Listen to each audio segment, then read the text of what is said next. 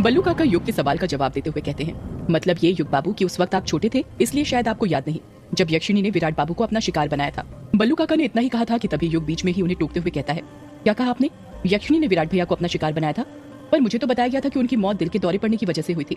जब वो किश्नोई नदी पार कर रहे थे तभी उन्हें दिल का दौरा पड़ गया और वहीं पर उन्होंने अपना दम तोड़ दिया। वो तो युग बाबू आप उस वक्त छोटे थे ना, इसलिए यक्षिणी की सच्चाई आपको बताई नहीं गई थी, वरना आपके दिल में उसका खौफ बैठ जाता। वो यक्षिणी बहुत ही खतरनाक थी, किसी मर्दों के शव मिलते थे और किसी के तो मिलते ही नहीं थे। हम किस्मत वाले थे कि विराट बाबू का शव हमें नदी के पास ही मिल गया था। युग बल्लू काका की बात का कुछ जवाब नहीं देता, वो गौर से नदी पार करते हुए उनकी सारी बातें सुन रहा था। विराट बाबू की मौत की खबर जब वंदना बहुरानी को लगी तो जैसे उनकी दुनिया ही उजड़ गई। कैसे ना उजड़ती, आखिर एक पत्नी की दुनिया उसके पति से ही तो होती है। विराट बाबू के जाने के बाद वंदना बहुरानी ने अपने आप को एक कमरे में बंद कर लिया, ना किसी से बात करती थी, ना अपने कमरे से बाहर निकलती थी। मुझे तो सालों हो गए पर मैंने बहुरानी को नहीं देखा। खाना पीना भी बड़ी मालकिन उन्हें कमरे में दे आती है। मालकिन ने बहुरानी को कितना समझाया कि भूल जाए विराट बाबू को, पर वो कहाँ किसी की सुनती है। मुझे तो लगता है कि उनके प्राण भी तभी चले गए थे जब विराट बाबू के गए थे। सच्चा प्यार इसी को कहते हैं। बल्लू काका की सारी बात सुनने के बाद युग की आंखों में नमी आ गई थी। आती भी कैसे नहीं, आखिर बचपन में माँ से ज्यादा प्यार उसे कोई करता था तो वो उसकी वंदना भाभी ही तो थी। युग और बल्लू काका नदी पार कर रहे थे, तभी बल्लू काका चलते चलते रुक जाते हैं। बल्लू काका को यूं अचानक रुकते हुए देख युग हैरान हो जाता है और सोचने लगता है, ये बल्लू काका नदी के एकदम बीचों बीच आकर क्यों रुक गए। युग उनसे कुछ पूछता उससे पहले ही वो देखता है कि बल्लू काका अपनी धोती में बंधी गठान खोलते हैं और उसमें से एक छोटी सी पोटली निकालते हैं जिसके अंदर कुछ चिल्लर पैसे रखे हुए थे। उन चिल्लर पैसों में से बल्लू काका 1 रुपए का सिक्का निकालकर हाथ जोड़ते हुए उस सिक्के को नदी के अंदर फेंक देते हैं। ये सब देखकर युग की आंखें चौंधिया जाती हैं और वो हैरानी के साथ पूछता है, अरे ये क्या बल्लू काका, आपने ये सिक्का नदी में क्यों फेंक दिया? बल्लू काका युग के सवाल का जवाब देते हुए कहते हैं, फेंका नहीं बेटा, दान किया है। युग अपना मुंह फाड़ते हुए कहता है, क्या कहा आपने? दान किया है मतलब ये बेटा, नदी में सिक्का डालना हमारे हिंदू धर्म में दान का दूसरा रूप बताया गया है। तुम्हें तो पता ही होगा, हमारे शास्त्रों में नदियों को देवी की तरह पूजा जाता है। इनका संबंध शास्त्रों में विभिन्न देवी देवताओं से बताया गया है। जब नदी, तालाब या फिर समुद्र आदि में हम सिक्का डालते हैं तो ये उसके दैवीय स्वरूप को एक भेंट चढ़ाने का तरीका होता है। ज्योतिष शास्त्र में भी विभिन्न दोषों को दूर करने के लिए जल में सिक्के व पूजन सामग्री प्रवाहित करने की प्रथा है। अच्छा, तो ये बात है, पर आपको पता है इसके पीछे एक साइंटिफिक रीजन भी है। बल्लू काका अपना सिर खुजाते हुए कहते हैं, और वो क्या है युग बाबू? आपको तो पता ही होगा, प्राचीन काल में तांबे के सिक्कों का प्रचलन था। तांबा जो है वो जल के शुद्धिकरण में काम आता है। आयुर्वेद में भी कहा गया है कि तांबे के बर्तन में पानी रखने से वो पानी शुद्ध हो जाता है। पुराने जमाने में जब लोग तांबे के सिक्के नदी में डालते थे तो सिक्के धरातल में जाकर कई दिनों तक वहां पर जमा रहते थे। इससे तांबे का अंश धीरे धीरे जल में घुलता था, जिससे शुद्धिकरण की ये प्रक्रिया चलती रहती थी। आज के जमाने में अब तांबे के सिक्के तो नहीं चलते, पर यह परंपरा अभी भी चली आ रही है। अच्छा, तो ये बात है युग बाबू, हमें तो ये बात पता ही नहीं थी। बल्लू काका और युग धीरे धीरे वापस से नदी पार करने लग जाते हैं। इस तरफ युग के बड़े पापा के घर में युग की बड़ी मम्मी जानकी और उसके भाई की पत्नी रजनी किचन के अंदर खाना बना रही थी। रजनी सब्जी बखारते हुए कहती है, आपको क्या लगता है भाभी, युग आएगा या नहीं आएगा? जानकी झट से रजनी की बात का जवाब देते हुए कहती है, अरे तुम ऐसा क्यों कहती हो रजनी? युग बेटा है इस घर का और मेरे विराट के गुजर जाने के बाद यहाँ पर जो कुछ भी है वो सब उसी का तो है। देखना वो जरूर आएगा। बल्लू काका लेने गए हैं ना उसे, वो युग को अपने साथ लेकर ही आएंगे, मेरा मन कहता है। रजनी हिचकिचाते हुए कहती है, हाँ वो सब तो ठीक है भाभी, पर मेरे मन को एक बात खाई जा रही है, और वो ये है कि यदि युग को यहाँ हमारे घर आना ही होता तो वो सीधे आ जाता। उसे वो लाशों वाली क्या कहते हैं, ग्रेवयार्ड कोठी खोलने की क्या जरूरत थी? आपको पता है ना कितना हंगामा हो रहा है उसको लेकर दोनों गांव में। हाँ रजनी, मुझे सब पता है, उसी के लिए तो आज मीटिंग भी बुलाई गई है। पर तुम्हें तो पता है ना, जब युग छोटा था और अनुराग भैया उसे बोर्डिंग स्कूल में छोड़कर आए थे, तब से लेकर आज तक हमने भी तो उसकी खबर नहीं ली, कोई रिश्ता ही नहीं रखा उस बेचारे के साथ, तो कैसे आता वो यहाँ पर? रजनी मुंह बनाते हुए कहती है, भाभी रिश्ता हमने उनके साथ नहीं रखा या उन्होंने हमारे साथ नहीं रखा? आप भूल गई युग की माँ को? जानकी कुछ याद करते हुए कहती है, उसे कैसे भूल सकती हूँ रजनी, वही तो सारे फसाद की जड़ थी। न वो होती, ना अनुराग भैया ग्रेवयार्ड कोठी जाते और ना ये सब होता। अब आप पुरानी बातों को याद करके दिल छोटा मत कीजिए भाभी, सबको पता है वो औरत कैसी थी, आखिर सारा गाँव जानता है।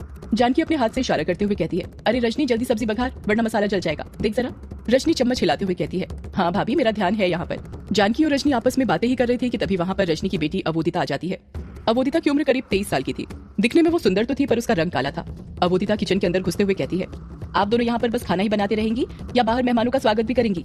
युग जी आ गए हैं। जानकी खुश होते हुए कहती है, क्या कहा अवोदिता बेटी, युग बेटा आ गया? हाँ बुआ, और युग जी बाहर पापा और फूफा जी के पास खड़े हुए हैं। जानकी रजनी का हाथ पकड़ते हुए कहती है, चल रजनी जल्दी से युग बेटे से मिलने। रजनी अपना हाथ छुड़ाते हुए कहती है, भाभी आप जाइए ना, मैं ये सब्जी देखकर आती हूँ वरना ये जल जाएगी। अच्छा ठीक है, मैं ही जाती हूँ। इतना कहकर जानकी वहाँ से जाने लग जाती है। जानकी के पीछे पीछे ही अवोदिता भी जा रही होती है कि तभी रजनी उसे रोकते हुए कहती है, अरे तू कहाँ जा रही है? अवोदिता शर्माते हुए कहती है, युग जी को देखने। रजनी घूरते हुए कहती है, तो इतना शर्मा क्यों रही है, सीधे सीधे बोलना। जानकी अभी किचन के दरवाजे तक ही पहुंची थी कि तभी वो कहती है, अरे शर्माएगी कैसे नहीं, भूल गई रजनी, बचपन में युग और ये गुड्डा गुड्डी का खेल खेलते थे, तो ये अवोदिता अपनी दुल्हन की शादी युग के दूल्हे से और युग अपने दूल्हे की शादी इसकी दुल्हन से कराता था। और जब इन दोनों से पूछते थे कि आपस में शादी करोगे, तो कैसे हाँ हाँ चिल्लाते हुए पूरे घर में घूमते थे। अवोदिता शर्माते हुए कहती है उस वक्त हम छोटे थे बुआ जी। जानकी कान पकड़ते हुए कहती है क्या कहा, छोटे थे? तो एक बात बता, अभी इतना शर्मा क्यों रही है? तुझे क्या लगता है कि मुझे नहीं पता बचपन का प्यार कैसा होता है? भूल मत कि मैं भी कभी तेरी उम्र की थी। चल अब जल्दी मेरे साथ बाहर। इतना कहकर जानकी वहां से चली जाती है। अवोदिता भी किचन के बाहर कदम रखने ही वाली थी कि तभी रजनी उसे रोकते हुए कहती है 2 मिनट अवोदिता, जरा यहाँ पर आना।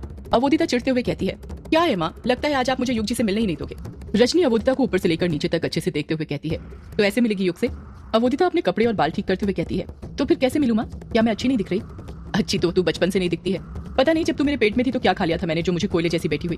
एक तो लड़की की शादी कराना वैसे ही मुश्किल होता है, ऊपर से काली निकल जाए तो और मुश्किल हो जाती है। अपनी माँ की बात सुनकर अवोदिता उदास हो जाती है और उसके मन को गहरी ठेस पहुंची थी। अवोदिता सर्वगुण संपन्न लड़की थी पर अपने काले रंग की वजह से वो हर जगह मार खा जाती थी। कोई भी लड़का उसे पसंद नहीं करता था। कई जगह अवोदिता के रिश्ते की बात चली पर बात नहीं बनी। अवोदिता उदास मन के साथ कहती है तो क्या करूँ माँ? देख, युग शहर से आया है और हो सकता है कि शहर में कोई लड़की उसे पसंद भी हो, पर हमें उससे कोई मतलब नहीं। हम तो वही करेंगे जो हम करते आए हैं। हम ये मौका हाथ से नहीं जाने दे सकते। इससे अच्छा लड़का तुझे फिर कभी नहीं मिलेगा।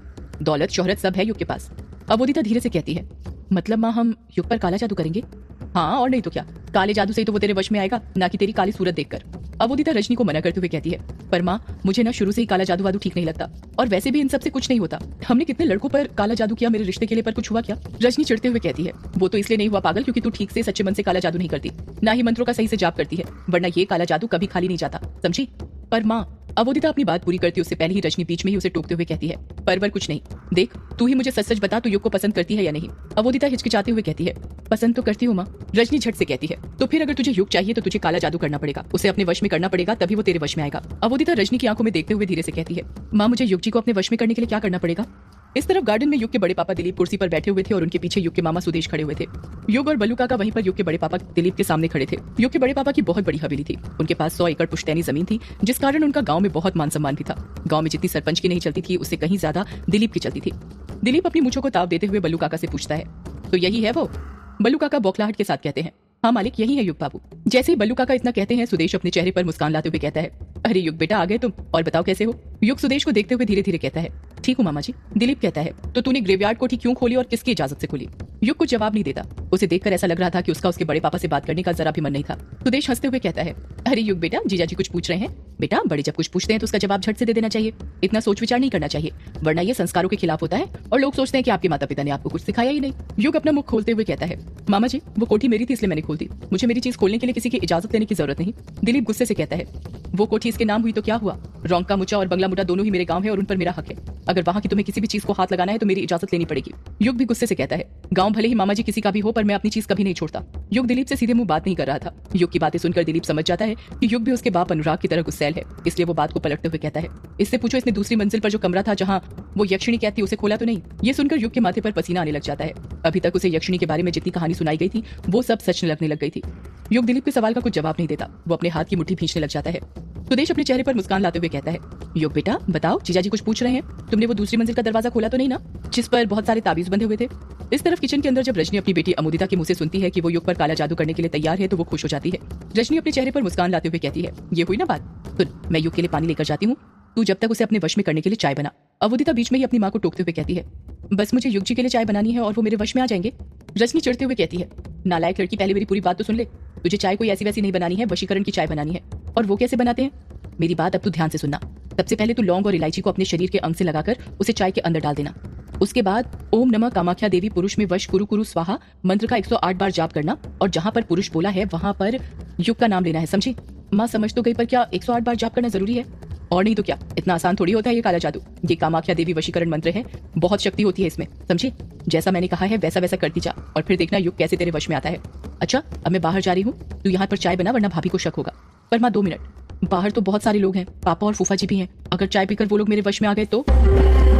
सदियों से है पुरानी ये है यक्षिणी की कहानी। यक्षिणी एक आग है, यक्षिणी तेरा ख्वाब है।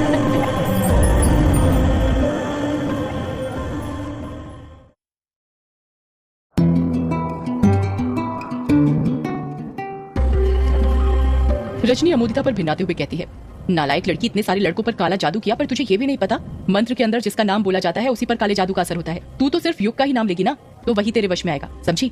हाँ माँ समझ गई। चल अब मैं जा रही हूँ, याद रखना 108 बार मंत्र का जाप करना और इस दौरान अपना ध्यान नहीं भटकाना। पूरे मन से जाप करना। जी माँ, जैसा आपने कहा मैं वैसा ही करूंगी। रजनी पानी का ग्लास उठाती है और वहाँ से चली जाती है। रजनी के जाते ही अमोदिता चाय गैस पर चढ़ा देती है। वो एक डिब्बे में से लौंग और इलायची निकालती है। अमोदिता लौंग और इलायची को अपने वक्ष से स्पर्श करके पकती हुई चाय के अंदर डाल देती है। अमोदिता चाय को देखते हुए कहती है, ओम नमः कामाख्या देवी युग वश कुरु कुरु स्वाहा। ओम नमः कामाख्या देवी युग वश करु करु स्वाहा। अमोदिता लगातार मंत्रों का जाप करना शुरू कर देती है। इस तरफ बाहर गार्डन में युग की समझ में नहीं आ रहा था कि वो क्या करे। अपने रिश्तेदारों को बताए या नहीं बताए कि जिस कमरे में यक्षिणी कैद है उसने उसे गलती से खोल दिया था। युग इसी उलझन में फंसा हुआ था कि फिर सुदेश उससे पूछता है, बताओ युग बेटा, जीजाजी कुछ पूछ रहे हैं। जिस कमरे में यक्षिणी कैद है तुमने उसे खोला तो नहीं ना? क्या था उस कमरे का नंबर? हाँ याद आया, 666 यही नंबर था उस कमरे का। युग कुछ जवाब देता उससे पहले ही बल्लू काका बीच में बोल पड़ते हैं, नहीं छोटे मालिक, वो दरवाजा युग बाबू ने नहीं खोला है। मैं जब उस कोठी में युग बाबू को लेने गया था तो मैंने देखा था वो दरवाजा बंद था, उस पर ताबीज भी बंधे हुए थे। जैसे ये बात बल्लू काका ने बोली, दिलीप और सुदेश एक लंबी आह भरते हैं, जैसे उनकी जान में जान आ गई हो। दिलीप अपनी मूंछों पर ताव देते हुए कहता है, चलो कुछ तो ठीक हुआ, कह दो इससे कि वो कोठी बंद कर दे और रहना चाहे तो वो कुछ दिन यहाँ पर रह सकता है। युग गुस्से के साथ कहता है, मामा जी कह दीजिए इनसे कि मैं वो कोठी बंद नहीं करने वाला और मैं अपने ही घर में रहना पसंद करूंगा, किसी और के नहीं। युग की बात सुनकर दिलीप को गुस्सा आ जाता है। वो गुस्से में कुछ कहता उससे पहले ही वहां पर युग की बड़ी मम्मी जानकी आ जाती है। जानकी युग के पास जाते हुए कहती है, युग बेटा तू आ गया। जब युग अपनी बड़ी मम्मी की तरफ देखता है तो खुश हो जाता है। कुछ पल पहले जो उसके चेहरे पर गुस्सा था वो अचानक से गायब हो जाता है। युग अपनी बड़ी मम्मी के पैर छूने लग जाता है। जानकी प्यार से युग के सिर पर हाथ फेरते हुए कहती है, मुझे पता था बेटा, एक ना एक दिन तू अपनी बड़ी मम्मी के पास जरूर आएगा। आखिर इतने सालों बाद तुझे अपनी बड़ी मम्मी की याद आ ही गई ना? युग कहता है, नहीं बड़ी माँ, ऐसी बात नहीं है। वो युग अपनी बात पूरी करता उससे पहले ही वहाँ पर 3-4 आदमी आ जाते हैं जिन्होंने अपने हाथों में राइफल पकड़ी हुई थी। देखने से वो युग के बड़े पापा दिलीप के पहरेदार लग रहे थे। उन्हीं चारों आदमी में से एक आदमी दिलीप से कहता है, मालिक मीटिंग लग चुकी है और आपका सब इंतजार कर रहे हैं, सरपंच साहब ने हमें भेजा है। दिलीप फिर अपनी मूंछों को ताव देते हुए कहता है, अच्छा मीटिंग लग गई तो चलो फिर इंतजार किस बात का कर रहे हो? इतना कहकर दिलीप अपनी जगह पर खड़ा होता है और अपने आदमियों के साथ बाहर की ओर जाने लगता है। सुदेश भी उनके पीछे पीछे जाने लग जाता है। युग हैरानी के साथ जानकी से पूछता है, बड़ी माँ, ये बड़े पापा और मामा जी किस मीटिंग में जा रहे हैं? वो युग बेटा, वो जो तुमने ग्रेवयार्ड कोठी खोली है ना, उसी सिलसिले में आज रोंका मुचा और बंगला मुड़ा दोनों गांव के सरपंचों ने मीटिंग रखी है, उसी में गए हैं तुम्हारे बड़े पापा और मामा जी। युग अपनी आंखें बड़ी करते हुए कहता है, क्या कहा आपने? मैंने कोठी खोली इस सिलसिले में मीटिंग बैठी है, पर क्यों? और वो कोठी तो मेरी है ना, मेरी मर्जी मैं उसे खोलूं या बंद करूं, गाँव वालों को उससे क्या लेना देना? लेना देना है बेटा, तुम्हें तो पता ही होगा यक्षिणी के बारे में। सारा गांव जानता है कि यक्षिणी को उस कोठी में बंद किया गया था और अब कोठी खुलने के बाद सारे गांव के ऊपर मौत मंडरा रही है। जब तक कोठी वापस से बंद नहीं हो जाती गांव वाले चैन की सांस नहीं लेंगे। पर बड़ी माँ, मैं वो कोठी बंद नहीं। युग फिर अपनी बात पूरी करता उससे पहले ही वहाँ पर रजनी पानी का गिलास लेकर आ जाती है और युग को देखते हुए कहती है, अरे युग बेटा, तुम तो बहुत बड़े हो गए, पहचान में ही नहीं आ रहे। पहचाना मुझे तुमने? युग रजनी को देखते हुए कुछ याद करते हुए कहता है, अरे मामी जी, मैं आपको कैसे भूल सकता हूँ। रजनी पानी का गिलास युग को देते हुए कहती है, ये लो बेटा पानी पी लो, तुम थक गए होगे ना? युग पानी का गिलास लेते हुए कहता है, अच्छा हुआ मामी जी आप पानी ले आई, मेरा तो बहुत गला सूख रहा है तभी से, जब से नदी पार कर रहा था। युग पानी का गिलास अपने होठों से लगाने ही वाला था कि तभी जानकी उसे रोकते हुए कहती है, रुक जाओ युग बेटा, पानी मत पीना। जानकी के कहने पर युग रुक जाता है और अजीब सा मुंह बनाते हुए कहता है, क्या हुआ बड़ी माँ? रजनी मनी मन घबराने लग जाती है और सोचने लगती है, ये भाभी युग को मेरे हाथों से पानी पीने से मना क्यों कर रही है? इनको क्या हो गया अचानक से? जानकी रजनी को समझाते हुए कहती है, रजनी तुम भूल गई, युग नदी पार करके आया है, पहले उसका शुद्धिकरण करना पड़ेगा। रजनी अपने सिर पर हाथ मारते हुए कहती है, अरे ये बात तो मेरे दिमाग से ही निकल गई थी भाभी। वो क्या है ना, युग इतने सालों बाद आया है ना, तो खुशी के कारण भूल गई थी। आप यहीं पर रुकिए, मैं लेकर आती हूँ। इतना कहकर रजनी वहां से चली जाती है। युग रजनी को देखते हुए कहता है, बड़ी माँ, ये मामी जी कहाँ और क्या लेने जा रही हैं? बस देखते जा बेटा, कुछ देर में तुझे खुद ही तेरे सारे सवालों के जवाब मिल जाएंगे। कुछ देर बाद जब रजनी वापस आती है तो उसके हाथ में एक बड़ा सा लोटा था जिसमें पानी रखा हुआ था। युग उस लोटे को देखते हुए हंसते हुए कहता है, अरे ये क्या, जो नदी पार करके आते हैं उन्हें गिलास की जगह लोटे से पानी पिलाया जाता है क्या? जानकी युग की बात का जवाब देते हुए कहती है, युग बेटा, ये पानी नहीं बल्कि गौमूत्र है। युग अपना मुंह फाड़ते हुए कहता है, क्या कहा? गौमूत्र है? इसका क्या करना है? प्लीज बड़ी माँ, आप ये मत कहना कि इसे मुझे पीना है। कहीं यहाँ पर ये रिवाज तो नहीं है ना कि जो लोग नदी पार करके आते हैं उन्हें गौमूत्र पिलाया जाता है? युग की बातें सुनकर जानकी और रजनी दोनों ठहाके मार मार कर हंसने लग जाती है। जानकी हंसते हुए ही कहती है, ये पीने के लिए नहीं है बेटा। तो फिर किस चीज के लिए है बड़ी माँ? जानकी युग की बात का कुछ जवाब नहीं देती और वो लोटा रजनी के हाथों से ले लेती है। जानकी उस लोटे के अंदर का गौमूत्र अपने हाथ में लेते हुए युग के ऊपर छिड़कने लग जाती है। युग जानकी को रोकते हुए कहता है कि आप क्या कर रही हैं बड़ी माँ, प्लीज आप ऐसा मत कीजिए, इससे बहुत गंदी स्मेल आ रही है। जानकी गौमूत्र युग पर छिड़कते हुए कहती है, तुझे नहीं पता युग बेटा, पर यही रिवाज है। शास्त्रों के अनुसार बुरी शक्तियों के प्रभाव को खत्म करने के लिए गौमूत्र का प्रयोग किया जाता है। गौमूत्र बहुत ही पवित्र पदार्थ माना जाता है। शास्त्रों में लिखा गया है कि गाय में अनेक देवी एवं देवता निवास करते हैं और गौमूत्र में नकारात्मक प्रभाव को दूर करने की शक्ति निहित होती है। हमारे गांव के लोग तो हर दिन बुरी शक्तियों को अपने घर से दूर करने के लिए पूरे घर में गौमूत्र का छिड़काव करते हैं।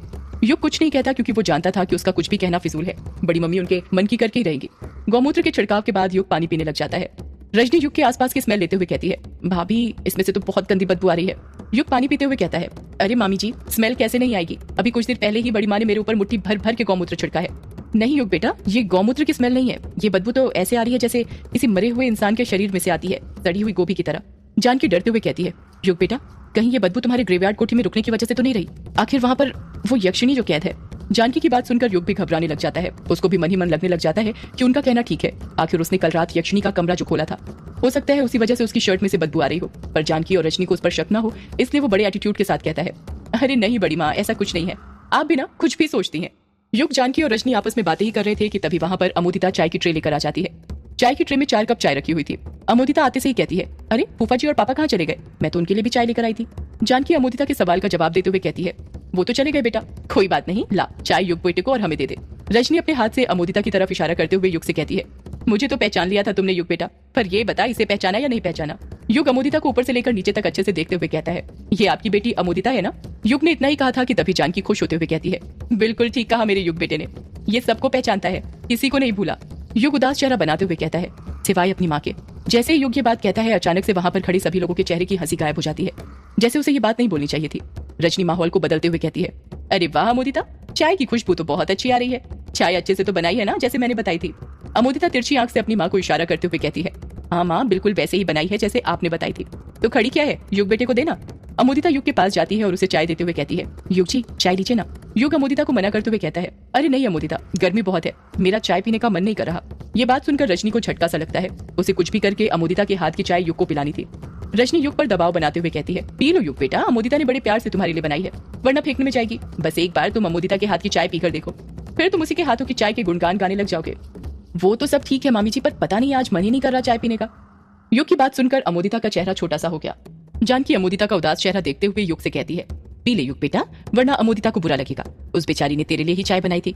और भूल गया, बचपन में जब तू अपने गुड्डे की इसकी गुड्डी से शादी करता था तो क्या कहता था कि मेरा गुड्डा तो अमोदिता की गुड्डी के लिए जहर भी पी ले, और अब तू चाय पीने से घबरा रहा है। युग शर्माते हुए कहता है, वो तो बस ऐसे ही बड़ी मम्मी, कहाँ बचपन की बातों को लेकर बैठी हुई है। जानकी और रजनी के फोर्स करने पर युग चाय पीने के लिए तैयार हो जाता है। वो चाय का कप उठाने के लिए अपना हाथ आगे बढ़ाने लग जाता है। जब अमोदिता युग को चाय देने के लिए थोड़ा सा झुकती है तो उसकी नजर युग की आंखों पर पड़ती है, और युग की आंखों में देखकर उसके हाथ पैर कांपने लग जाते हैं। वो बहुत नर्वस हो जाती है। जब कोई लड़की अपने बचपन के प्यार को देखती है तो अक्सर उसके साथ ऐसा ही होता है। अमोदिता इतनी नर्वस हो गई थी कि उसके हाथ जोर जोर से कांपने लग जाते हैं, और अगले ही पल ट्रे उसके हाथ से छूट जाती है और सारे कप जमीन पर गिरकर धड़ाम से फूट जाते हैं।